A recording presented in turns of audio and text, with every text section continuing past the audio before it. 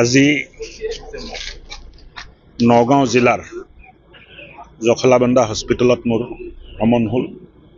আহি মনটো খুব ভাল লাগিছে যে সাধাৰণ ৰাইজৰ লগত চিকিৎসকৰ সম্পৰ্ক আৰু গোটেই হস্পিটেলৰ ব্যৱস্থাপনা ইমান সুন্দৰ চিষ্টেমত চলি আছে যে ইয়াক এটা আদৰ্শ হিচাপে লৈ গোটেই অসমৰ স্বাস্থ্য খণ্ডটো আমি লৈ যাব পাৰোঁ নেকি। আৰু প্ৰত্যেক ধৰণৰ চিকিৎসা উপলব্ধ আছে।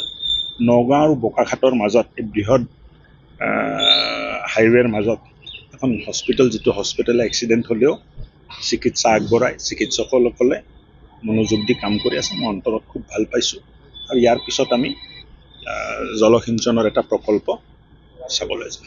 চিকিৎসালয়খনত দুই এটা অলপ অভাৱ হৈ আছে, যেনে আল্ট্ৰাচাউণ্ড অভাৱ হৈ আছে আৰু ডেণ্টিষ্টৰ ক্ষেত্ৰত সকলো ধৰণৰ চিকিৎসা ইয়াত নহয়। এই কথাখিনি অকণমান আল্ট্ৰাচাউণ্ড দিব পৰা যাব, খালি ৰেডিঅ'লজিষ্ট লাগিব। ৰেডিঅ'লজিষ্ট আমি এটা চাই আছোঁ, ৰেডিঅ'লজিষ্ট পালে আমি দিম।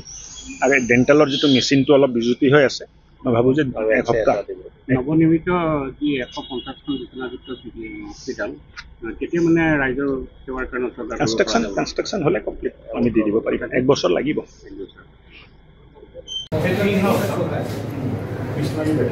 उसका क्या सर कुछ टेस्ट फॉर एग्जांपल थायराइड उस टेस्ट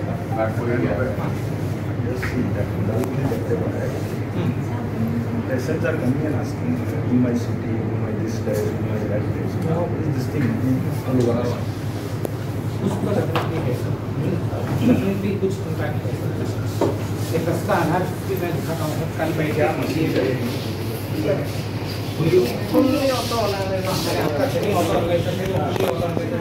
और एक सर हो क्या हुआ ऑटो एनालाइजर और STCH में सेमी ऑटो एनालाइजर पहले दिए थे सर। तो अभी मैं AMCM में भी बात किया, MHM में भी बात कर रहा हूँ। पिछली व्यक्ति ने हमें जो ब्लॉक पब्लिक हेल्थ लैब के लिए मशीन आया था, कोई बात नहीं है।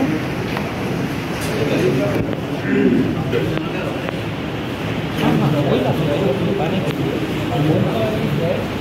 एक बार आने के लिए सर। हाँ, डॉक्टर की कॉल